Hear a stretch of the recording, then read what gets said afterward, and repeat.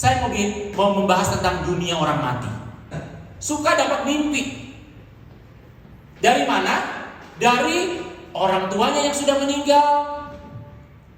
Ya kan? Wah, istri saya, papa dan mamanya udah meninggal, bapak ibu sudah meninggal.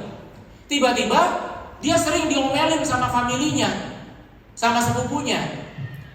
Tengokin tuh mama kamu kuburannya. Mama kamu udah datang ke mimpi saya nangis-nangis. Saudara, hal-hal seperti ini pun Tuhan ingatkan kepada saya.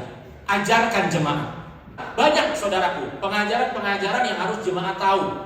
Ya, yang memang belum pernah diajarkan. Kalau nggak diajarkan, tahu-tahu diomelin, salah loh.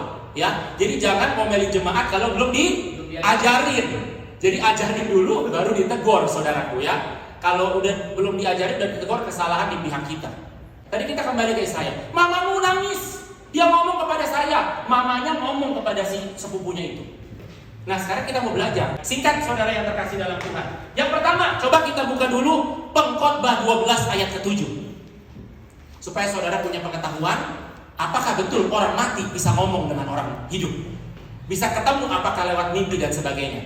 Pengkhotbah 12 ayat ke-7. Dan debu kembali menjadi tanah. Manusia diciptakan dari tanah, kembali menjadi tanah. Seperti semula. Dan roh kembali kepada Allah. Ingat, manusia badannya kembali ke tanah, tapi rohnya kembali kepada Allah. Makanya roh itu perlu dibangun, saudara. Tubuh, jiwa, dan roh. Roh ini kekal, saudaraku. Rohani kekal ini, saudara. Kalau badan, jiwa lenyap. Pikiranmu, perasaanmu, ketika kamu mati udah gak ada lagi. Itu jangan dikasih makan terus, saudaraku. Tubuh kita pengen baju bagus, pengen makan enak. Kalau bisa puji Tuhan. Kalau nggak bisa bersyukur. Walaupun makan tempe tahu bersyukur. Tapi kalau bisa makan ayam tiap hari, ayam boiler, saudara, puji Tuhan. Ya, makan B1, B2, B3, puji Tuhan. Tapi kalau nggak bisa bersyukur, puji Tuhan. Tempe tahu sehat, proteinnya tinggi, murah lagi.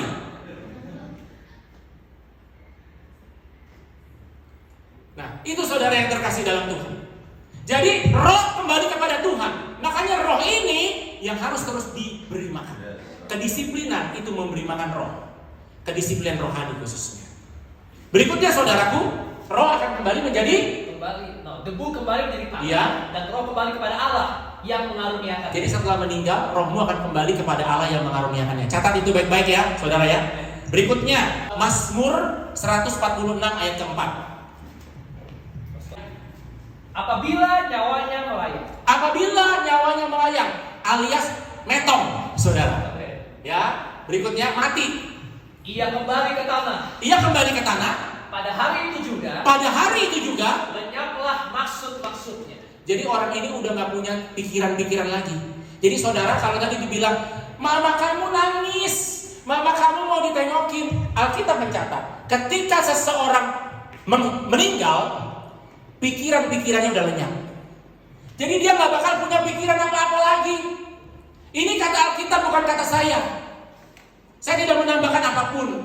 Tapi kalau orang sudah meninggal, catatannya dia sudah tidak punya pikiran apa-apa lagi. Termasuk juga kepada keluarganya. Pikiran apapun sudah gak ada. Kalau orang nangis minta ditengokin itu masih mikir. Halo saudara? Tapi pikirannya sudah gak ada. Berikutnya kita lanjutkan. Ayub 14 ayat 12 sampai 2 ayat 12 dulu. Ayub 14 ayat 12. Bapak Ibu boleh digarisbawahi atau boleh diingat ya, supaya mungkin nanti saudara ketemu dengan orang-orang yang belum tertib pikirannya akan dunia orang mati, kita bisa tertibkan, saudara. Kita bisa gembalakan pikirannya. Ya, salah satu tugas gembala itu juga menertibkan supaya domba-dombanya tidak semena-mena. Jadi ditertibkan, saudaraku. Pikiran itu bisa lihat. Makanya itu tadi anak Tuhan juga, tapi pikirannya sudah kita sudah tertibkan, saudara. Jadi nanti kalau mau ketemu atau apa, kita akan tertibkan, saudaraku ya. Berikutnya ayat 12. Ya. Demikian juga manusia berbaring, maksudnya meninggal dan tidak bangkit lagi. Tidak bangkit lagi. Jadi jangan, wah, saya ketemu nih dengan mama saya yang udah meninggal apa segala macam. Tidak. Itu siapa Pak? Iblis. yang menyamar jadi manusia. Saudara, iblis nyamar jadi malaikat terang bisa, itu kata Korintus. Iblis jadi malaikat terang bisa, iblis jadi nabi bisa. Makanya Tuhan katakan akan banyak nabi-nabi palsu. Itu setan semuanya. Iblis bisa menyamar jadi malaikat terang, iblis bisa menyamar jadi pendeta-pendeta yang hebat, iblis bisa mengadakan mujizat, nurun nabi dari langit, apalagi iblis menyamar jadi orang tua kita. Gampil, saudaraku. Halo saudara? Amin. Gampil. Tapi ingat ya saudaraku ya, jangan juga saudara berdoa kepada orang tua yang sudah meninggal. Mamamu udah meninggal. Papa, saya mau ujian. Tolong saya mama papa. Padahal mama kita udah meninggal, papa kita udah meninggal. Jangan. Saudara kalau mau sukses ujian, belajar. Ya, belajar. Masih hidup, Pak doakan saya ujian. Sebetulnya belajar aja saudaraku. Belajar aja. Gak usah didoakan Pak Ren juga gak apa-apa. Belajar. Itu kunci sukses saudara, lulus ujian. Berikutnya saudara yang terkasih dalam Tuhan, apabila ia berbaring tadi dan tidak bangkit lagi, sampai langit hilang lenyap. Sampai langit hilang lenyap.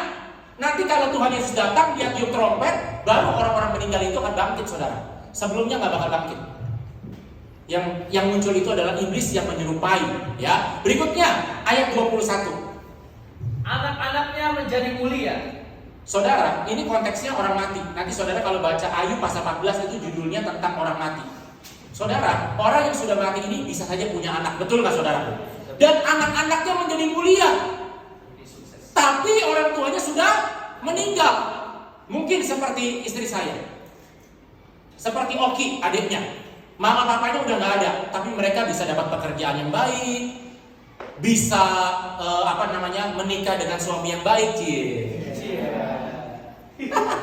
bisa lulus kuliah, tapi orang tuanya nggak bisa lihat, saudaraku. Mama papanya nggak bisa lihat. Tapi Alkitab katakan apa? Anak-anak mereka menjadi mulia. Berikutnya, tetapi ia tidak tahu. Tetapi orang meninggal itu nggak tahu, saudara. Orang tua kita, nenek moyang kita, leluhur kita, bapak ibu kita yang udah meninggal, mau kita sukses kek, mereka nggak tahu. Mau kita susah kek, mereka nggak tahu.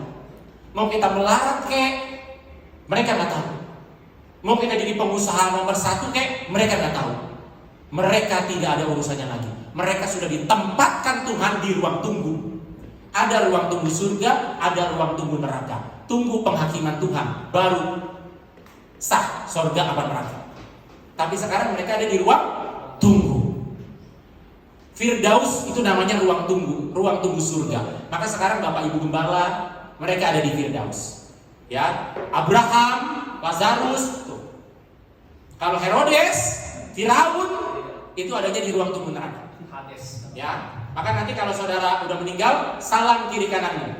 Kalau ketemu bapak-bapak jenggotan, tanya, namamu siapa?